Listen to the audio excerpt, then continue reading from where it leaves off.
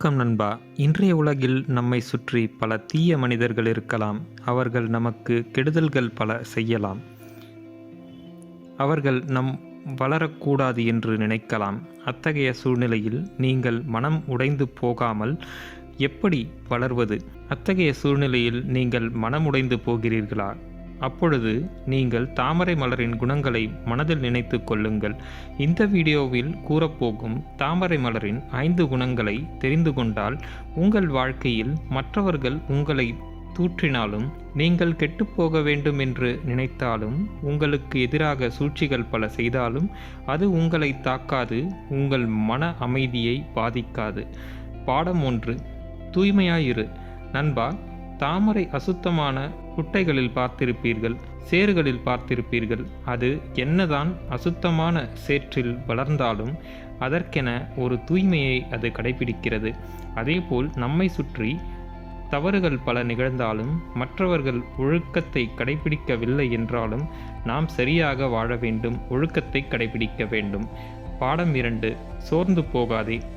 நண்பா, தன்னை சுற்றி எவ்வளவு கடினமான சூழல் இருந்தாலும் அதை தாமரை பொருட்படுத்தாமல் அழகாக மலர்ந்து பார்ப்பவர்கள் கண்களை பறிக்கிறது. அதேபோல் உங்களை சுற்றி மற்றவர்கள் உங்களுக்கு பிடிக்காத சூழலை உருவாக்கினால் மனம் தளராமல் அமைதியாக இருந்து உங்கள் முகத்தில் புன்சிரிப்பை வெளிப்படுத்துங்கள். அது உங்களுக்கு எதையும் தாங்கும் இதயத்தை தரும். பாடம் 3. நீரின் உயரத்திற்கு அதுவும் உயரும். மழை பெய்து குளத்தில் நீரின் அளவு உயரும்போது தாமரையும் மேலே உயரும். அதேபோல் வெயில் காலத்தில் நீர் குறையும் போது தாமரையும் தாழ்ந்து போகும்.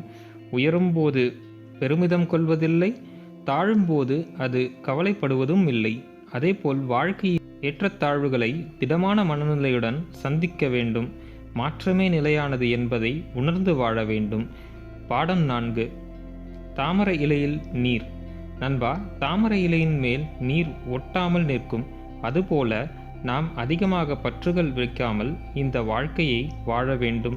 புத்தர் சொல்கிறார், ஆசையே நம் துன்பத்திற்கும் வருத்தத்திற்கும் காரணம் என்று. எனவே எதிலும் பற்று கொண்டு ஒட்டிக்கொள்ளாமல் பற்றற்று வாழ வேண்டும். அப்படி வாழ்ந்தால் துன்பம் உங்களை தாக்குவதில்லை. பாடம் 5. தாமரையின் நிதானம். நண்பா, தாமரை சற்றென்று மலர்வதில்லை. முதலில் மொட்டு தோன்றுகிறது, பிறகு அது சிறுக சிறுக மலர்ந்து ஒரு நாள் அழகாய் காட்சியளிக்கிறது.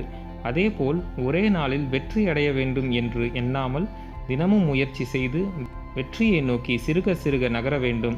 அதுவே ஒரு நிரந்தர வெற்றியும் அனுபவத்தையும் தரும். நண்பர்களே, மேற்கூறிய 5 பண்புகளை உங்களிடம் வளர்த்து கொண்டால் உங்கள் வாழ்க்கை அழகாகவும் மகிழ்ச்சியாகவும் மாற்றலாம். நண்பர்களே, இந்த வீடியோ உங்களுக்கு பிடித்திருந்தால் லைக் பண்ணுங்க, நமது சேனலை சப்ஸ்கிரைப் பண்ணுங்க. நன்றி, வணக்கம்.